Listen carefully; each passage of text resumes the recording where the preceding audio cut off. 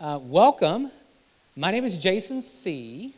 I am with the Tennessee Higher Education Commission and the Tennessee Student Assistance Corporation.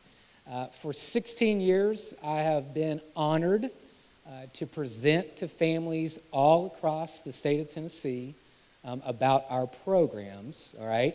And as a lot of moms and dads here tonight, right, you're probably here going, all right, Jason, can you just show me the money and tell me how much money my kid's going to qualify for to go to college, right? Unfortunately, that's not how it works, right? There's an application process, a navigation process.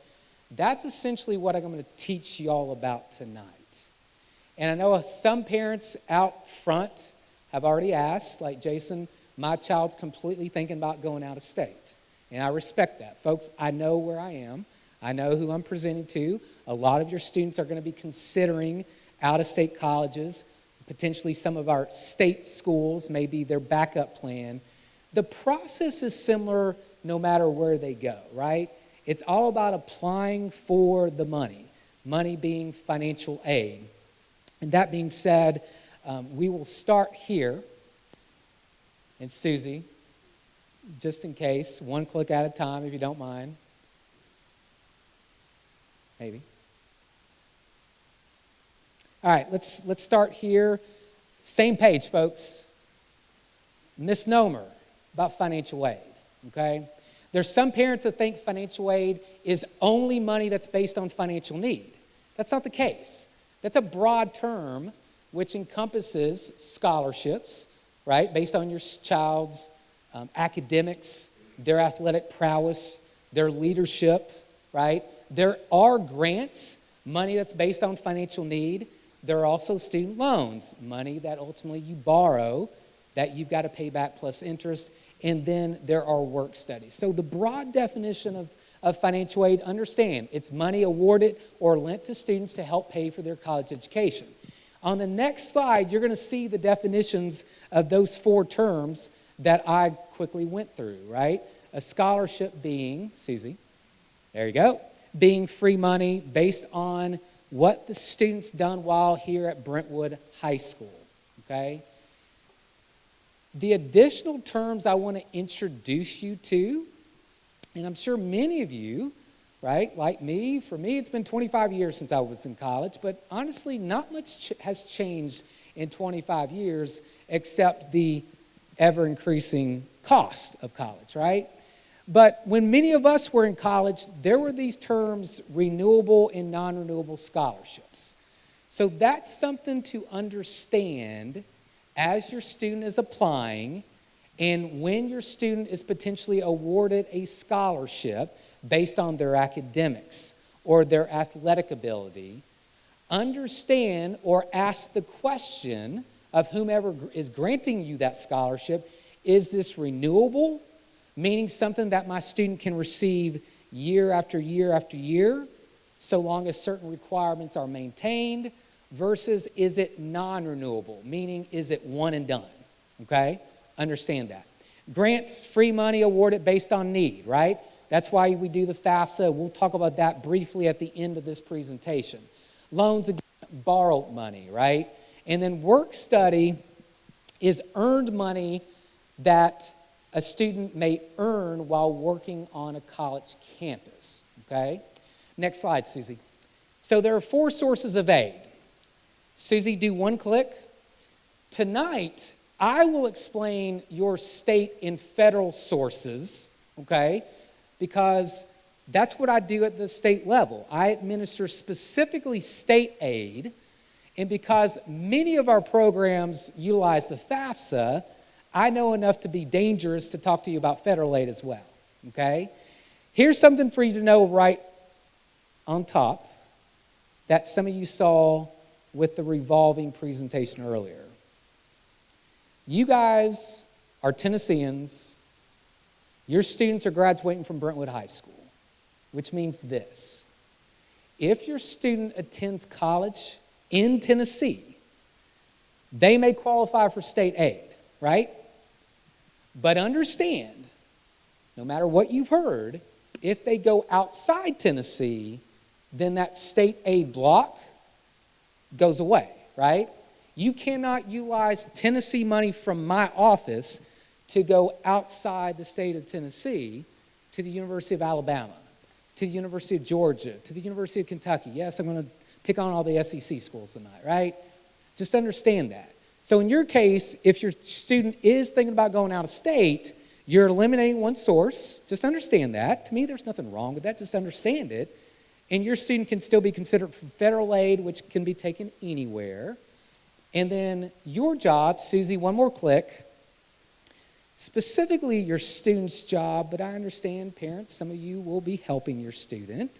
Your job, your homework assignment is to research from each college that your student is applying to, what is their scholarship process? What is their financial aid process? Why am I not here to tell you specifically what it is? Because at every college, it differs, right? So that is the family's job to research. How do I apply if I'm considering Ole Miss? Ole Miss, right? I'm calling tomorrow, emailing tomorrow, the scholarship office, the financial aid office, or looking at the website first, and researching. How do I apply for scholarships at Ole Miss, right? What are the deadlines, et cetera, et cetera, et cetera. And we'll talk a little bit about private scholarships as well in a second, in a bit. So many of you, as you walked in tonight, you did have this handout, which is all about state aid. So if you may, or if you will, bear with me for a few minutes, I am going to walk us through our state aid programs if your student decides to ultimately attend UT Knoxville, for example, or Belmont, or Lipscomb, University of Tennessee, Chattanooga, et cetera, et cetera. All of the programs on this front side of the handout are applied for via the FAFSA, the Free Application for Federal Student Aid.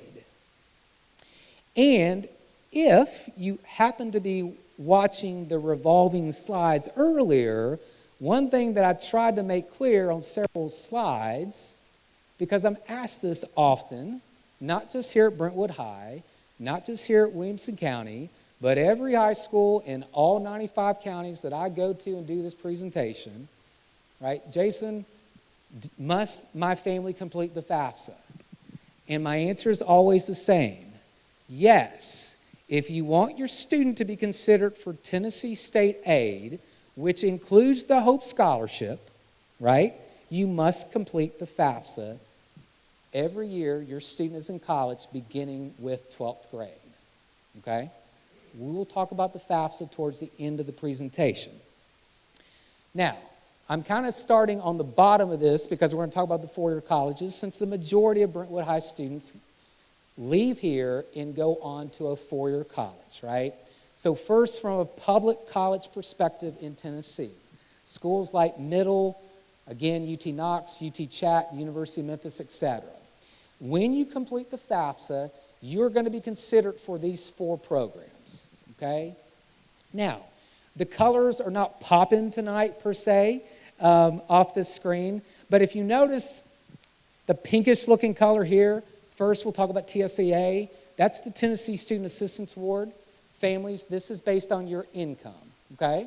So many of us here will not qualify for the Tennessee Student Assistance Award based on our income, but here's the thing.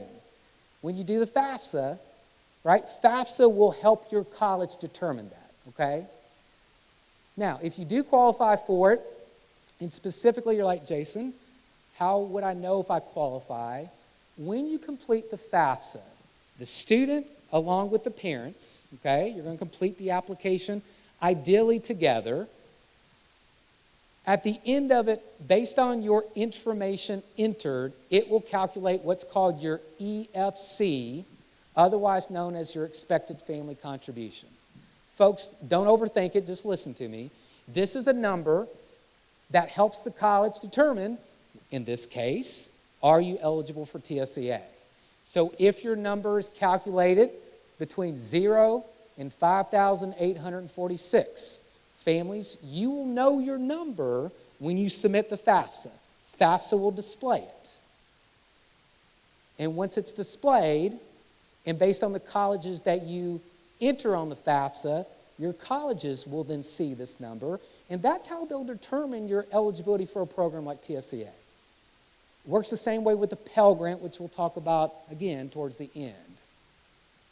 Hope Scholarship. Something that I'd guess 90% of our graduates here at BHS are eligible for. Hope Scholarship, aka the lottery scholarship funded by our state lottery. This is based on your student's academics. Parents has nothing to do with your income, has nothing to do with your need. As long as your student graduates with either a 21 ACT composite, we do not superscore, okay? We do not superscore.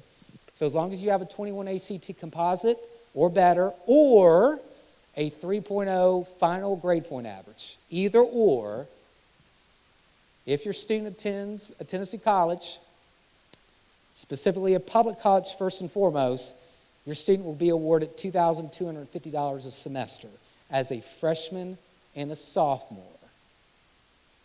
Once they become classified as a junior and senior, their Hope Scholarship will increase to $2,850 a semester. Okay? Hope is automatically applied for when you complete the FAFSA. That is the only application for the Hope Scholarship. Now, the other two programs on the slide are our Hope Scholarship supplements, right? So what that means is a student first must qualify for Hope, so 21 or 3.0, and then thereafter, we'll look at other factors to see if you can get additional money on top of your Hope Scholarship. With the Aspire supplement, for it, we're looking for, per FAFSA, are your parents or is your single parent's income, right, depending on the status, $36,000 or less. If it is reported to be $36,000 or less, then the student who is Hope eligible would get the Aspire supplement on top of Hope, which adds $750 to your Hope award. On the other hand, GAMS is our merit-based supplement, right? I call this an extreme merit-based supplement again, folks. A lot of your students have achieved a 29 ACT composite, right, and better, okay? And I understand that, but notice with GAMS, that and symbol is very important. Notice for GAMS, you have to have a 29 ACT composite, again, single test date, we don't superscore, and graduate with a 3.75 GPA. We will talk more about the GPA in a bit. But if your student qualifies and meets both the test score and GPA requirement, then they will receive an additional $500 a semester on top of their Hope Scholarship. Again, automatically applied for via FAFSA. The award amounts printed on your one-pager in addition to the slide. Susie, next slide. Notice I've simply changed the type of institution we're talking about here. So now we're talking about four-year private colleges. Everything we talked about on the previous slide, copy and paste. The big point here with y'all is this. There's a myth for years, like Hope is only for our public colleges. That is incorrect. What this tells you, your student is thinking about Sewanee, Rhodes, Union, Carson Newman, right? Vandy, Lipscomb, Belmont, Trevecca, et cetera, et cetera, et cetera. By completing the FAFSA, they're going to be considered for the same programs that they otherwise would be at UT Knoxville, MTSU, et cetera, all right? The only difference on this slide to slide, beyond the title, is TSCA. When you complete the FAFSA, if your EFC is between 0 and 5846, you get $2,000 a semester if you attend a private Tennessee college from TSCA, where it's only $1,000 if you attend a four-year public college. Susie, next slide. Community colleges. Got a beautiful campus down the road in Franklin, Columbia State Community College, right? I would encourage all of our Tennesseans, community college to me is that backup plan, right? Maybe the backup to the backup to the backup, but that should be a backup plan, okay? But notice here, once again, copy and paste. Tennesseans, complete the FAFSA. You're going to be considered for the same 4 programs at a community college here in Tennessee, just like you would be at a 4-year public college in Tennessee, just like you would be at a 4-year private college in Tennessee. All you got to do is complete the FAFSA. The differences on this slide, your HOPE amount is $1,600 a semester if you attend a community college first, okay? Whereas it's more at a public or a private 4-year college. And then also the Aspire supplement, its award amount changes a bit as well if you initially start at a community college. Susie, next slide. Let's talk GPA. I confirmed this with the staff earlier. One more click, Susie. So when the Hope Scholarship was created in 2004, unless you were with me in 2004, I'm just going to say it like this.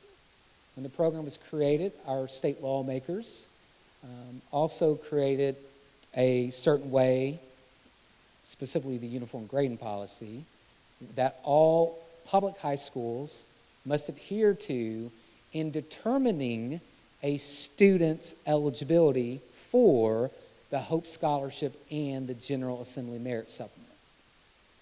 Jason, can you translate that for us? I will. So here in Williamson County, for years, y'all have had your own Williamson County GPA, right? Just understand that calculation is a bit different than the State Board of Education's uniform grading policy. All right, on your transcripts, Susie, Jill, if you will, with a nod of the head, is it on their report cards as well? Yes. So students, parents, on your report cards, as well as on your transcript, your Hope Scholarship GPA will ultimately, if your GPA is needed for Hope or GAMS purposes, that is what will dictate your eligibility, not your Williamson County GPA, okay? Now, if you want a layman's person, Jason, what's the difference between the Williamson County and the Hope GPA? The Williamson County GPA is weighted. The Hope GPA is unweighted. That's the layman's person's way of me describing the calculation of the two, all right? So just understand, parents, students, for Hope, right, if you don't have the 21 ACT or better, it's going to be based on that Hope GPA, right, 3.0 or better to get the Hope Scholarship. For GAMS, for my students that have a 29 ACT composite or better, I've got to have a 3.75 Hope GPA to get that additional $500 a semester. All right, next slide.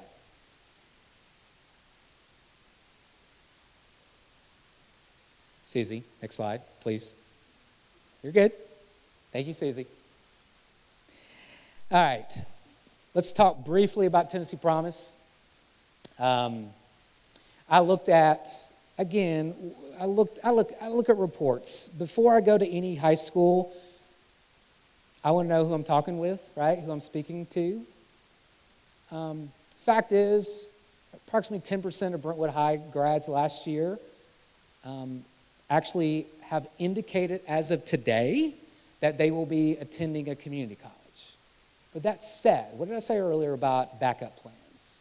This is every 12th grader in the state of Tennessee. This is your ultimate backup plan. Tennessee Promise, this is my program that allows high school graduates to attend a technical or community college like Columbia State tuition free. Parents, we're all adults in here. I assume we understand the concept of insurance. During this pandemic, as I've thought about new ways to present our information, I've decided I'm going to start presenting about Tennessee Promises. This is your insurance if your student ends up attending community college after high school, whether it's for a year, whether it's for 2 years, or whatever the case may be. Again, specifically if they attend either a technical or a community college. Here are the 4 requirements. This checklist is printed on the back side of your state aid summary. These are the 4 things that your student must complete this year as a senior to have this as their insurance policy if they find themselves attending Columbia State next fall. Or if you're interested in UT Knoxville, and if you are waitlisted, and if you end up going to Pellissippi State, which is the community college sister school to UTK, folks, in order to do that tuition free, you've got to do this. Those of you who are interested in UT Knoxville as well, and UT Chattanooga, when you begin exploring their scholarship opportunities, you're going to run into something called UT Promise. Guess what? UT Promise, beyond its requirements, also requires a student to follow these steps. Okay? So just FYI, backside of your one-pager, every senior, in my opinion, should do this. This is your insurance policy. Susie, next slide. Tennessee Promise example. Man, my colors are not popping tonight. I apologize, guys. So what this is to illustrate is the concept of Tennessee Promise at a community college like Columbia State and that last dollar scholarship. Assuming the student completes that checklist on the backside of your one-pager, and if they enroll next fall, immediately after high school at a community or technical college, folks, that is the requirement for Tennessee Promise purposes, okay? They've got to take advantage of it the fall semester immediately following high school graduation. How it works is the financial aid office is going to review your student's eligibility for many of the same programs I've already discussed. TSEA, Hope Scholarship, Aspire, GAMS, the Pell Grant from a federal perspective. And what happens is you've got 4 students. I know you can't really see student 1, but what student 1, the example here is this student who's gone through the process is receiving enough aid from the Pell Grant and TSEA where they're not actually going to monetarily benefit from Promise because through their other aid, they're already going tuition free at Columbia State. But again, what is Promise? It is their insurance if they didn't have that money at Columbia State. Whereas student 2 is Hope eligible, which as I shared earlier, if your student graduates with a 21 ACT or a 3.0 GPA, they will get the Hope Scholarship at Columbia State, just like they would at Vandy, just like they would at UT Knoxville. But if that's all they're getting, this is where Promise will fill in. Susie, one click for me. And again, you can't see it, but the idea there is Promise fills in that gap to allow them to go tuition free, right? What Hope didn't cover, Promise will kick in to cover their tuition, again, specifically at a technical or a community college like Columbia State, right? And then you have example 3 on the end. This student went through the process, didn't qualify for any need-based aid, didn't graduate with either a 21 or a 3.0 Hope GPA. In that case, student 3, they're going to give that full Promise scholarship to help offset tuition, which is approximately $2,250 a semester at Columbia State. Susie, next slide. All right, other state aid on the back side of the handout. These are briefly outlined for you. Of note, parents, students, those of you that have a 29 ACT and a 3.5 Hope GPA as of Christmas, circle Ned McWhorter Scholarship. Again, as of this Christmas, if you have a 29 ACT composite and a 3.5 GPA or better, you need to apply for Ned McWhorter in January. Whereas everything we've talked about up until Promise, and even including Promise, required FAFSA, McWhorter is the first state scholarship beyond Promise, because yes, Promise does have that Tennessee Promise application, which again is on the checklist. McWhorter is our first scholarship that I'm also telling you, those of you that have the academics, you need to apply for it, and it's outlined on the back how to do that. This is our competitive scholarship, right? Whereas everything up to this point, if you qualify, you're going to get it. McWhorter is competitive. So folks, as I introduce McWhorter to you, let me also introduce to you, as you research your college scholarship opportunities with each college that your student is considering, understand the majority of their scholarships are similar to McWhorter, right? In that they are competitive, right? Not all scholarships are guaranteed, like the Hope Scholarship, right? Or Tennessee Promise if you attend a community college. Yes, there are some schools that will guarantee certain scholarships, but the big money scholarships, like the mom that, right, wanted to talk to me before we began tonight, and that's what she wanted to talk to me about. I told her, I was like, Mom, go to these college websites, research their scholarship process, and understand they're competitive. And understand your child's not guaranteed a $55,000 full ride, no matter what their academics are, right? No matter how proud you and I may be of them, that doesn't necessarily guarantee them money, right? Because college scholarships are competitive. Next slide. All right, federal aid right quick. This is a good sign that Jason is closing in on the finish line. When you complete the FAFSA, you're going to be applying for federal student aid. From the free money perspective, that's the Pell Grant. That's based on need, folks, right? Again, me running data, and hopefully you respect this, like those of you that look at data a lot, or your job requires you to work at look at data. And then, again, this is not my thing. I'm not saying this to you because hopefully I've made it clear that you should complete the FAFSA, period. But I will tell you, the majority of Brentwood High School families, you're not going to qualify for the Pell Grant.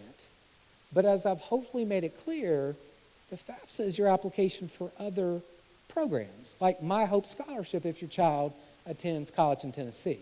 But the Pell Grant is based on your expected family contribution.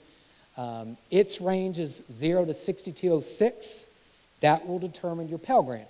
When you click Submit on the FAFSA, in addition to seeing your EFC and see if you're in that range, if you are, the FAFSA will also, right then and there, identify your Pell Grant amount based on that range. Because this is federal money, it can be used anywhere in the United States, right? This is federal money. The other three programs are your student loan options through FAFSA.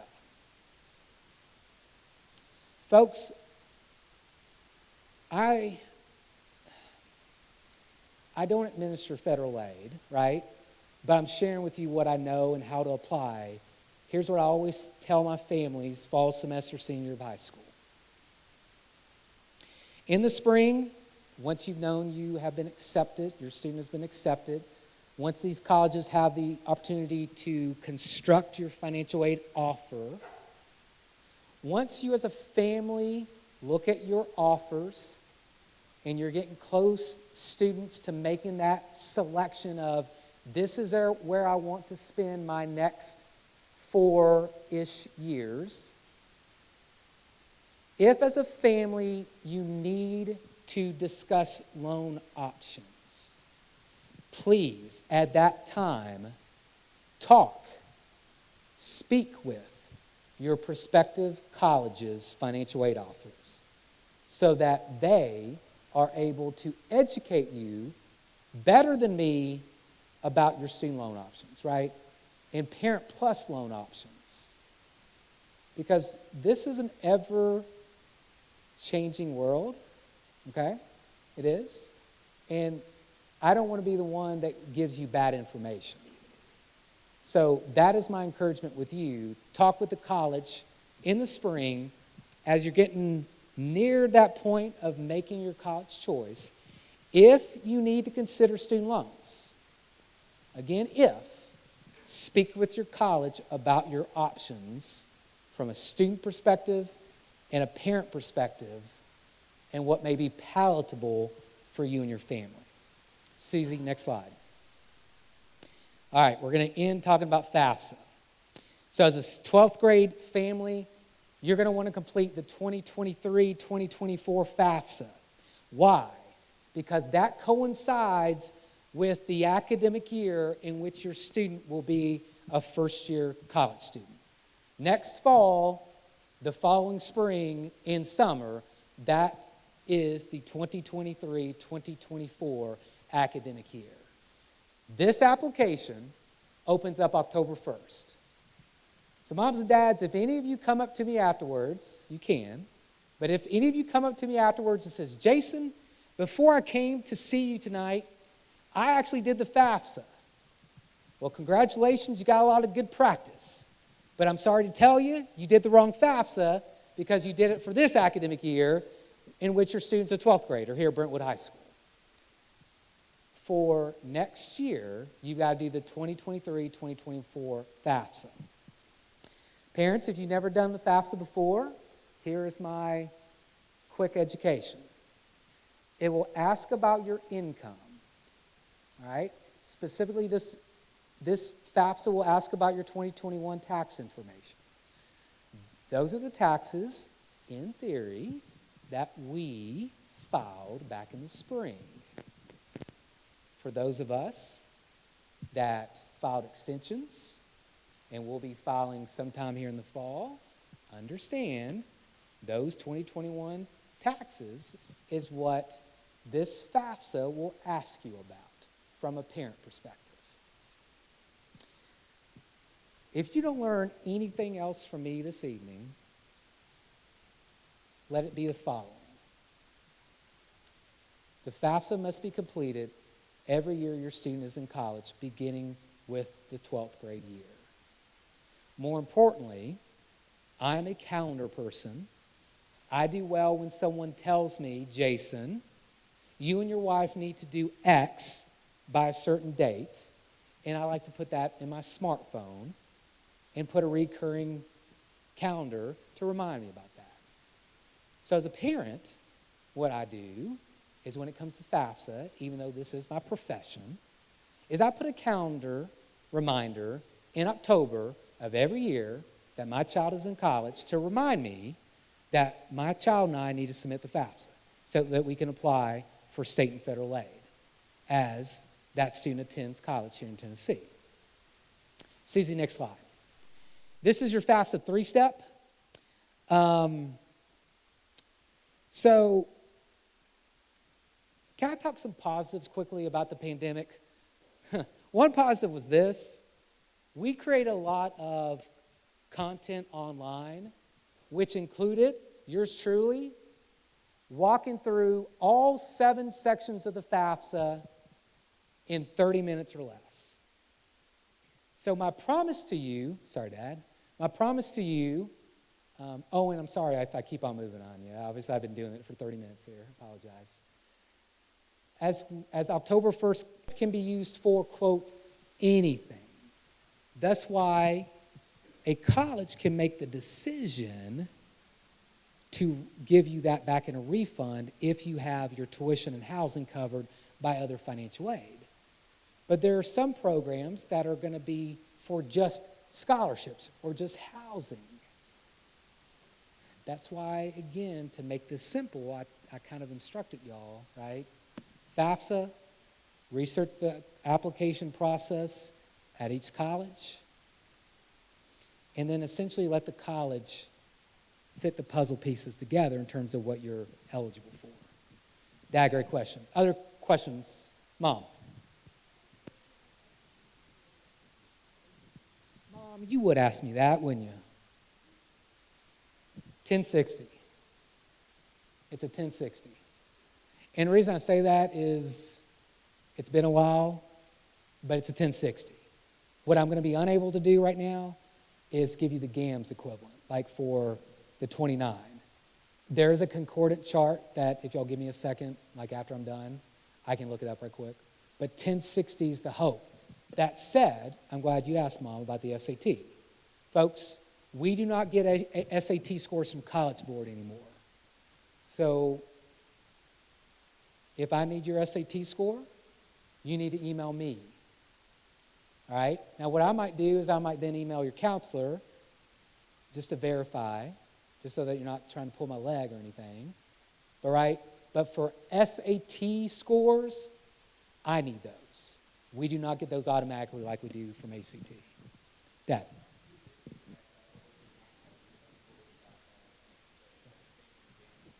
It is, yeah. So Dad's question, right, college program of study.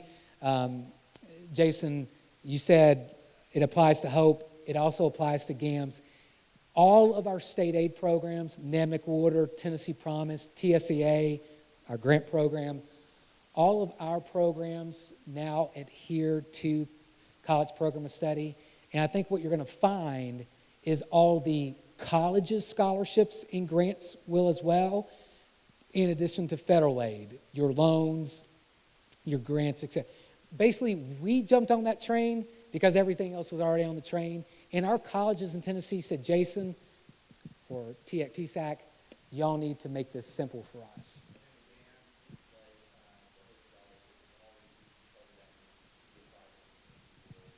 Yes. So Hope with GAMS, if eligible, let's say the student's getting a tuition scholarship, it can be applied to housing.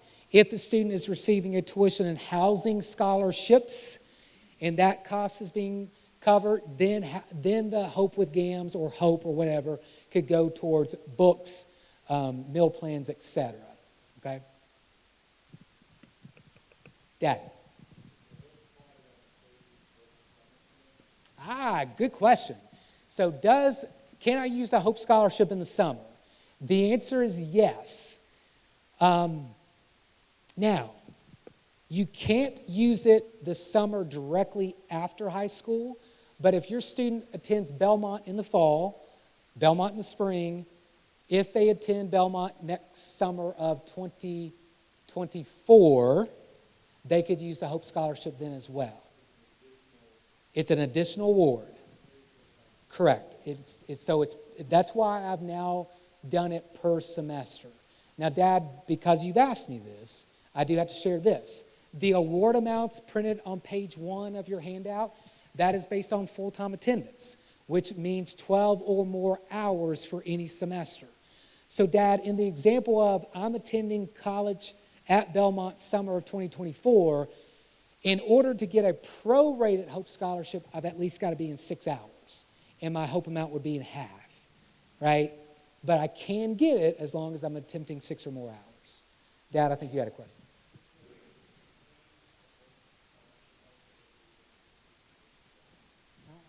So Dad asked, Jason, talk about Hope and gap year. Yes. Student graduates May of 2023. For Hope Scholarship purposes, they have, again, a May 2023 grad has until August of 2024 to start college and utilize the Hope Scholarship. So yes, a gap year is applicable to the Hope Scholarship. You didn't ask, but for Promise does not allow for a gap year. You can appeal to us potentially for one to use Promise in a gap year Columbia State. But per rule, Promise does not. Dad, but Hope does. All right, last question, just because I have some folks leaving. It's all right, you're good.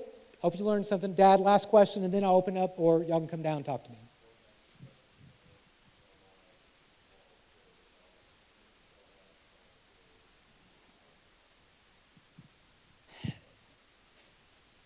This is a great back-to-school presentation for me. So Dad's question is, scenario, students Hope eligible, goes Belmont fall, Belmont spring, but you know what? I want to save a little bit of money. I want to send my kid to Columbia State this summer, right after fall, spring. Dad, in that example, as of today, so this is one of those, check with me if this occurs. As of today, your student would be considered a transient student. if their intent is to return to Belmont in the fall, there are some schools who will not pay that summer because you're just, a fly-by-night, right? However, there might be some that are willing to work. So, Dad, in that example, Belmont fall, Belmont spring, but I want to knock out a couple of gen eds in summer, at Columbia State. Follow up with me during that spring semester if this is going to be reality, to say, hey, Jason, remember me, I asked you this, da-da-da, and let's see if give me the specific to see if we have changed rule to force that to happen, or if it's based upon the college in that case. All right. Dad, if you will, come back down and talk to me. That said, yes, you and anyone. Folks, thank you. I hope you learned something. God bless you. Call me if you need anything.